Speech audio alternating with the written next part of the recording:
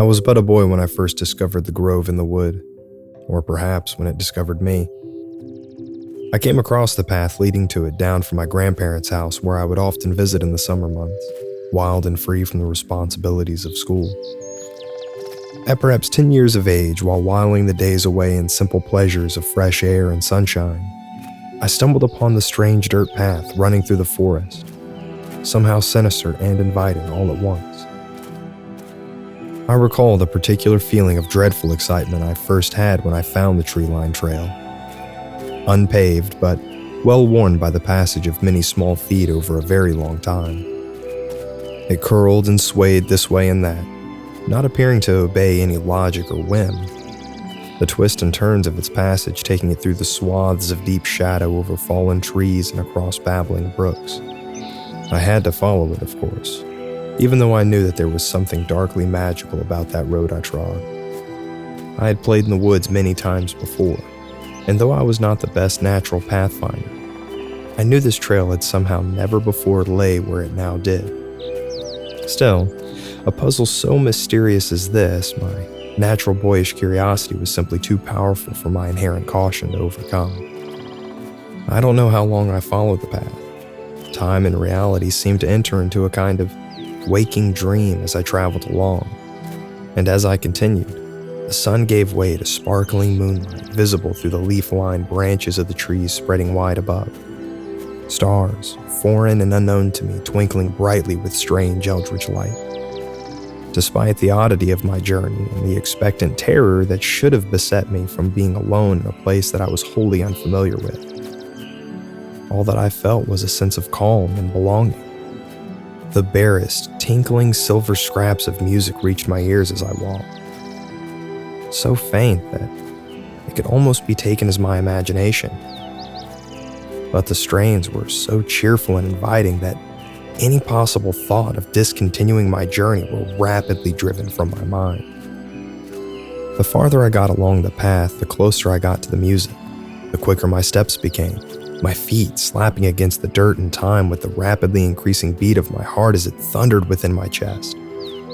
I was forced to pause for a moment when, from the corner of my eye, I spotted a strange glint of moonlight, sharply reflecting from inside a hollowed-out portion of a tree just off the path. I faltered, unable to decide between continuing on towards the bewitching music and investigating this newly discovered phenomenon, before ultimately choosing to pursue the latter. Surely the music would wait for me just a moment.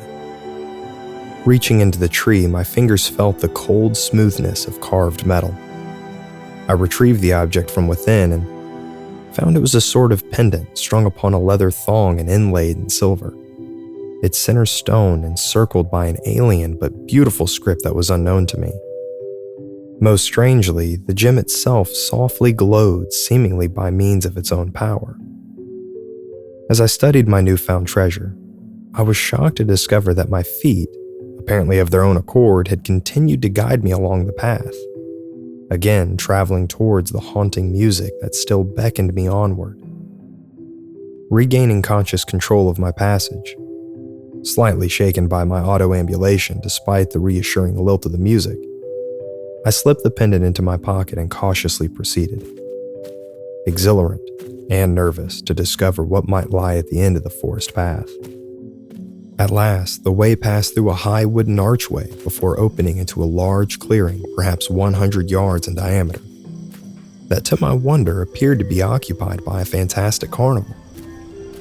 I continued walking, proceeding down the midway, running through the center of the grove lined on either side by colorful booths, decorated with nourished paints and sparkling lights that offered games of chance and all manner of delightful confections.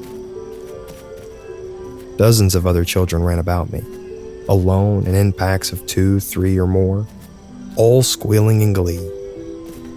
Each of the individual booths was appealing in its own right. The gaming stands offering great variety of ring tosses to whack-a-mole, and each bore the promise of enormous stuffed animals as prizes. Their features so well crafted as to seem wholly lifelike. The food stands advertised the most sumptuous of treats, apples fairly dripping with caramel, Blue and pink cotton candy handed out in huge clouds atop paper cones, and foot-long hot dogs piled high with molten cheese and chili. Each of the offerings seemed so incredibly perfect that the thought of choosing one over the other proved overwhelming. So, instead, I simply continued to walk along and marvel again at each newly revealed sight. The music that had drawn me along the path continued here unabated, saturating the air, but somehow simultaneously coming from nowhere. Reaching the center of the clearing, I found that the midway reached a sort of hub, with two other paths combining to create a Y, dividing the fairgrounds into roughly 3 equal parts. Each of the paths was lined with booths similar to the ones I had already traversed, and on further inspection, each section of the fairgrounds played host to a different attraction. And one was a roller coaster, its first hill taller than the surrounding trees, the train roaring at terrific speeds along the tracks as the riders screeched in delight. In another rose a great Ferris wheel, lights flickering in sequence along its many arms. And in the final third, directly ahead and serving as a focal point and apex to the entire park, stood an enormous haunted house attraction, its exterior covered with animatronic ghosts and ghouls. The center hub, where I was now standing, was occupied by 2 distinct features: an enormous fountain topped by a statue of 3 children at play, and a ticket booth. I looked at the fountain. Streams of water poured from the statue children's mouths, their lips split into grins so wide that it made me feel slightly uncomfortable. Hundreds of coins lay at the bottom of the fountain, glistening in the moonlight pouring down from above. Looking up, I saw the pale full moon shone brightly, the upper expanse of the sky now devoid of tree branches. I felt for sure that the moon was the closest I had ever seen it, fully 2 or 3 times larger than it had ever been before. The shock I felt when the imposed face typically called the man in the moon turned and gave me a fully realized wink and grin was only slightly greater than when I realized the celestial body possessed far more feminine features than I could have ever before imagined. "Beautiful, isn't she? Don't you agree with me?" I jumped in surprise as a piping voice spoke from directly behind me. Turning, I found myself confronted with a strange creature, perhaps 2 feet in height. The being was dressed all in green, from its pants and coat to the little hat on its head, and its ears were tapered to a point at their ears. All told, it resembled nothing so much as a classic elf from the fairy tales my grandparents would read to me before I fell asleep every night. Yes, she certainly is," I replied politely, taught through route practice and the switch that one should always behave properly when confronted with new acquaintances. I'm Trevor. Please, sir, could you tell me where I am?" I reached down, offering my hand to shake. The creature giggled, but did not move to take my hand. "Oh, so polite, calling Binkle sir. But that's not necessary, no, my word. Why is Master Trevor not having his fun? As that, in Fey Hollow, is what all children have done." "Fey Hollow? Is that the name of this place?" The strangely speaking thing called Binkle nodded animatedly. Yes. Fey Hollow is where all the children come for fun, and when it's done, they're off to run. Now get your tickets, Master Trevor, so you have fun too. Hurry now, before the night is through." The diminutive creature turned and skipped off down the path to the left. I stood bemused, unsure of how to proceed. I turned my attention to the ticket booth, its exterior striped with inviting bands of red and white.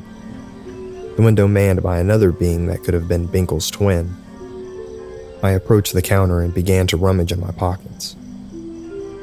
"I'd like some tickets, please, sir.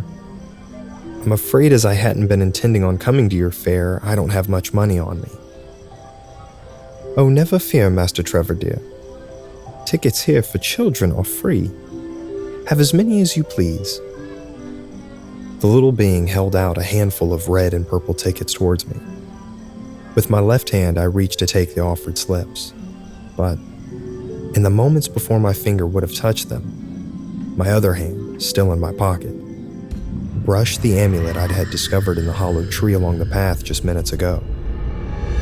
With that contact, I received the biggest shock of the evening thus far, as a sort of wave shimmered across the entire tableau of the fairgrounds and a fog seemed to dissipate before my eyes. I flinched, a knot of dread instantaneously forming itself in the center of my gut. The red and white striped ticket stand was gone, instead replaced by a blocky 8-foot-tall creature like living stone. The window, as I had seen it, was now revealed to be the carnivorous mouth of the creature. Its upper and lower ridges lined with large, sharp-looking teeth encrusted with flakes of dark reddish brown. A slimy, dripping tongue tipped with tiny yellow spines exuding an oozing green mucus extended, occupying the very space wherein the elf had been offering my tickets. The fountain behind it was still there, but the smiling children upon it I had seen as statues were instead corpses, the liquid springing from their mouths not clear water, but the red scarlet of fresh blood. The silvery music that had drawn me to the grove was also still present, but instead of a whimsical inviting tune, it was a screeching cacophony sounding nothing so much as fingernails scratched along a chalkboard. Stumbling back, the hand in my pocket lost contact with the pendant, and instantly, the booth, fountain, and musical illusion snapped back into place. The elf in the window smiling saccharine sweat as it reached towards me, arms still extended. I fumbled to try to make my words in my mouth, but my tongue felt swollen and unwieldy behind my lips. At last, I managed to gasp out, I think I'll look around a bit before I get my tickets, sir. I don't want to, rush into things. With an incredible effort of will, I turned back the way I came, terrified that that thing might simply decide to reach out and snatch me with that horrific prehensile appendage and pull me bodily into its disgusting maw, but not wanting it to see the tears that had sprung to my eyes and began to slide down my cheeks. As slowly and with as much control as I was able, I retraced my path down the midway in the direction I had entered, moving one shaky step after another back towards the entrance to the fairgrounds. A terrible thought crossed my mind, and after a moment's deliberation, I hesitantly gripped the amulet in my pocket once more.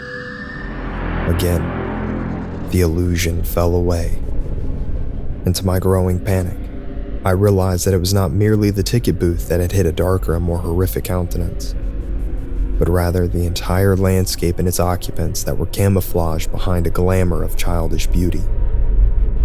The midway booths alone were enough to give me nightmares for the rest of my life. My cleared perception now saw them as they were. Still games and eateries, to be sure, but nothing as innocently joyous as what I had first witnessed. The dart tossed had a boy pinned to the wall, each projectile impacting with a sickening thud and a scream of pain from the tortured target.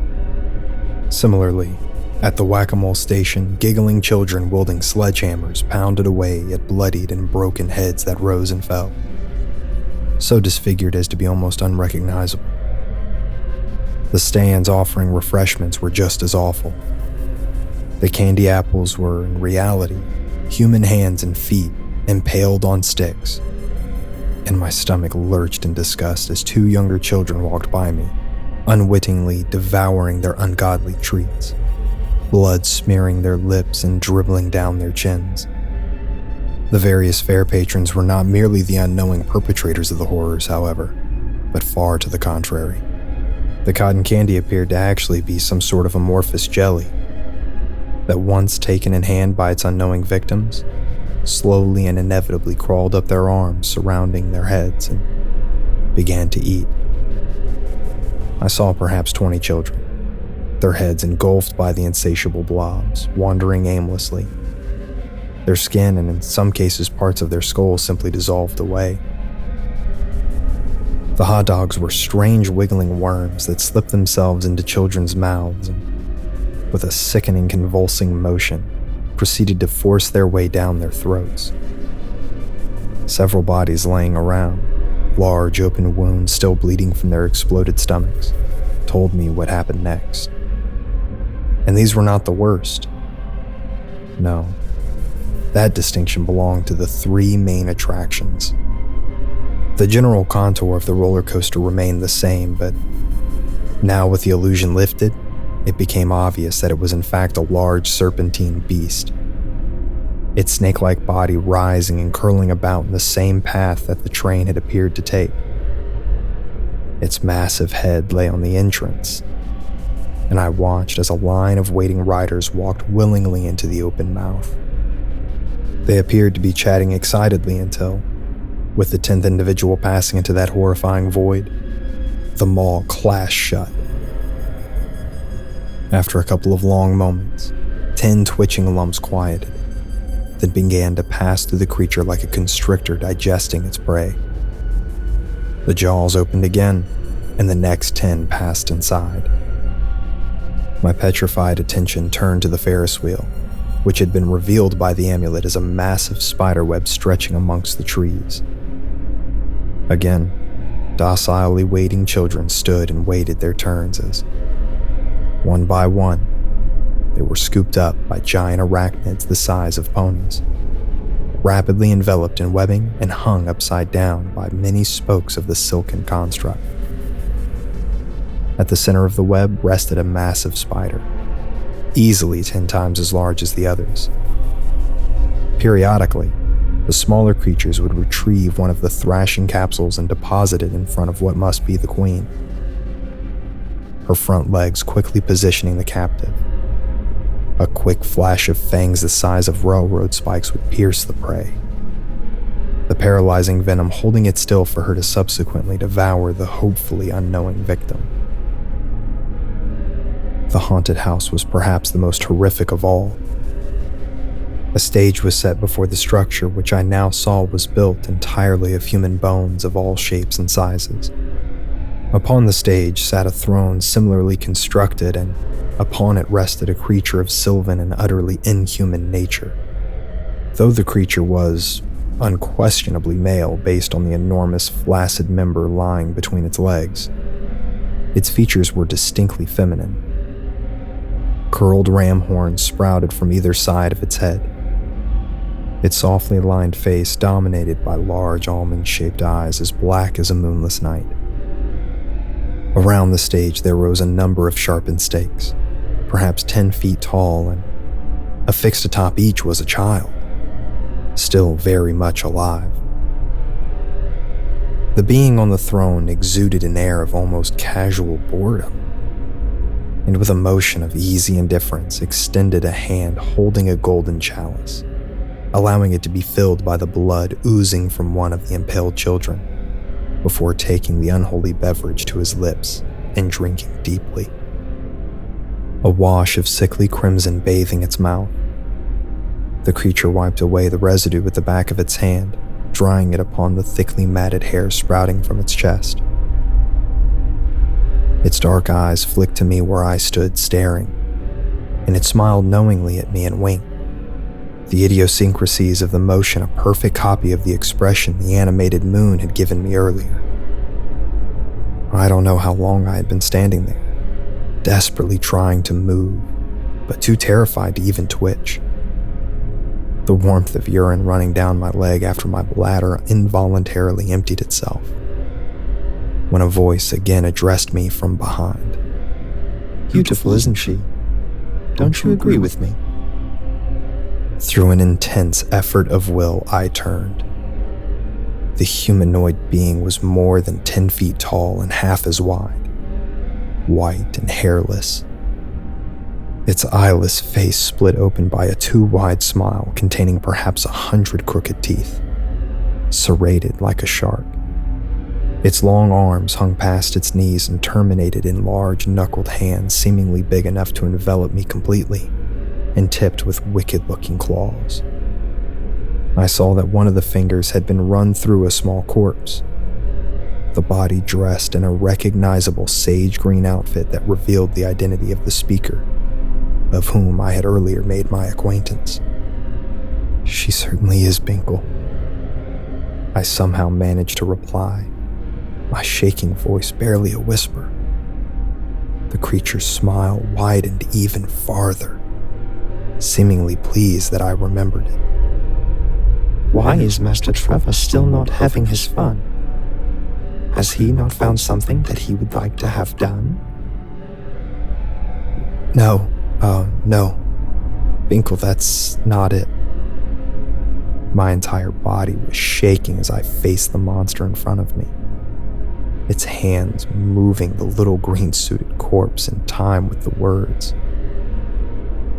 "It's just, I think my grandparents will be worried if I'm gone too long. They didn't know that I would be leaving, so I think it's best that I be going home now." That makes Binkle feel blue, though what you say is likely true. You've taken nothing and thus still pure. Master Trevor can leave, if he is sure. "I'm sure," I squeaked. The creature named Binkle shrugged. "In that case, Master Trevor must be going then," it said, its blind head cocked, serpentine tongue dripping with saliva licking its fish-white lips. "We'll have fun when you visit Fey Hollow again." It extended its arm past me in a gesture directing me back towards the entrance to the fairgrounds. On wooden legs I walked, rigid and barely keeping my balance. Edging past the monster called Binkle, my hand never leaving the amulet in my pocket. Just as I passed through the wooden archway, I heard a voice, soft and feminine, calling out to me. "He's seeing you, Trevor." I kept walking, strains of the silvery music still echoing in my ears, its siren song haunting my every step. Despite everything I had seen, whatever magic that powered it was potent enough to still make a part of me want to turn back. Just as I had on my trip to reach Fey Hollow, I can't say how long or how far I traveled to get out. Just that at some point, the strange eldritch twilight gave way to mundane sunshine before depositing me in a part of the forest that I recognized. I slowly lurched back to my grandparents' house, wordless and shaken, somehow making it to the front porch before collapsing from exhaustion and fear. I don't remember my grandmother finding me, though. I think I remember her scream of fright when she did. And I have a faint recollection of my grandfather taking me up in his strong arms. At that point, I completely lost track of things for a little while. When I finally woke up in the hospital a week later, my parents were there, my mother and grandmother keeping careful vigil over me. After that, it took me quite a while to remember anything that had happened that day at Fey Hollow. I suppose that's what trauma does to you sometimes. When your mind simply isn't capable of coping with something that isn't seen. I recovered slowly but surely. And if the adults were frustrated by my inability to tell them anything about what had put me into my catatonic state, that was far outweighed by the relief that I was getting better. That was it for my grandparents' house for the summer, as my mom wanted to keep a more careful eye on me. I can't rightly say why, but it wasn't until the next year, pulling back on the shorts I had been wearing that fateful day, that my hand found the amulet somehow still in the pocket where it had been left. And the memories all came rushing back to me. The hospital stay was shorter that time, only a couple of days when I woke up. The doctors thought I must have some kind of epilepsy, though I think that was more because they couldn't figure out what else it could possibly be that was causing my fits. Nevertheless, that second shock must have been enough to inoculate me to the experience, because once I woke up again, I was able to remember everything I had seen without going back into a coma, even when I found the amulet on my dresser where my mom had put it. I spent a lot of my free time after that just sitting in my room, studying the amulet. I took to wearing it underneath my shirt at all times, The conclusion I'd reached was that I'd rather see the scary things coming than be surprised when they got there. On weekends, I started going to the library, poring over the books in the New Age and occult section, seeing if I could find anything that would tell me exactly what the pendant was. But I never really found much of anything that I could directly attribute to it. Same with the whole concept of Fey Hollow. Sure, there were plenty of myths and stories about the fairy lands, or heck, even some kind of extra-dimensional hellscapes. But for every similarity that one story or another had, there was always many more things that just didn't match up. After a while, I started to question my memory of the events as they had taken place, but every time I did, my thoughts would rush back to the amulet. I had to have found it someplace. All thoughts of what did or didn't happen went away the next summer at my grandparents' house. It had taken some convincing on my mom, but I really did want to go spend time with them. Besides, despite how scared I was, there was some part of me that wanted to confirm once and for all exactly what I had seen. At first, my grandmother wouldn't let me go out alone, but eventually I got her worn down. Wandering in the woods, it didn't take me walking too long before I came upon that same strangely twisted path I'd found 2 years before. It wasn't in the same place as the first time, but the silvery strands of music trying to draw me down had let me know beyond the shadow of a doubt that it was the same trail I'd found before. It was terrifying how hard it was for me to resist that cloying temptation, but holding tightly into the pendant I wore around my neck, I managed to turn and walk home without looking back. That was the last time I voluntarily went walking into the woods. I thought I was free of Fey Hollow. For a while, I was right. The first time I realized I might not have gotten away scot-free was when I idly looked out the window of my bedroom in my parents' suburban home, only to find the neighbor's house and yard had been replaced by a thick, old-growth forest with a strangely twisting unpaved trail running through it. The barest hint of silvery music just reached my ears before I drew the blinds. After that, I had to be careful. Every once in a while, I would be walking down the sidewalks, and if I let my thoughts wander, would find myself heading down the forest path, the unmistakable lilt of music drawing me ever onwards, the strange eldritch stars and moon shining down on me from beneath the thick tree branches above. Once I was studying in the library, went back in the stacks to grab a book, and turning around to go back to my table, realized I was on the trail to the grove. On another occasion, the music spell had captured me so thoroughly that I was in sight of the wooden entryway on the fairgrounds before I managed to finally realize what was happening. I can't say the effort to turn away ever really got easier, but it certainly did get more familiar. And the time and distance I had to travel back to wherever I had left, though still unknowable, seemed to somehow shorten every time. The fear was always there, though. That continued for some long years until, abruptly, when I turned 18, it stopped altogether. I don't rightly know what it is about being a legal adult that did it, or if it would have made a difference if I had been born in a country where adulthood was considered to be at an earlier or later age. All I do know is that once I hit college, at some point that first semester I realized I had been walking to the student lounge daydreaming and hadn't ended up wandering into the familiar forest path. At some point, after a lot of deliberation and a lot more second guessing, I finally took off the amulet. I'm in my 30s now. For a long while, I thought I wouldn't get married, but then I found a woman that I absolutely couldn't dream of living without. I thought for sure that I would never have kids, but she wants them.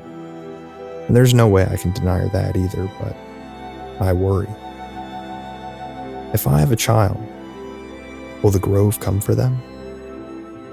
Will they someday find themselves walking along a strangely twisting trail through ancient woods? with a full moon shining down upon them through the creaking branches and haunting silvery music drawing them onwards to the fairgrounds at Fey Hollow? Will the strange creature Binkle greet them the way he did me and invite them to join in on the fun? Will the terrible sylvan creature on the throne of bones grin and wink at them knowingly? I still have the amulet. I don't know how it ended up in that tree, and I don't know what providence let me stop and grab it the first day on my way to Fey Hollow. All I know is that it saved my life, maybe my very soul. It sure didn't stop the Hollow from trying to get at me, but at the very least it allowed me to see the monsters for what they truly were. It will belong to my child once he or she is old enough. I'll tell them my story, although maybe I'll leave out some of the more gruesome parts, at least at first. It's a poor inheritance to be sure, but it's also a lesson all of us must learn. Monsters exist. At some point we all have to decide if we will open our eyes to them or stay willfully blind. They'll tempt us, sell us beautiful lies, and ask us to join in their fun. Even if we tell them no, should we go about our days simply floating? We may wake up to realize too late that they've taken us. And if we go asleep too long, we may find that we've already been devoured.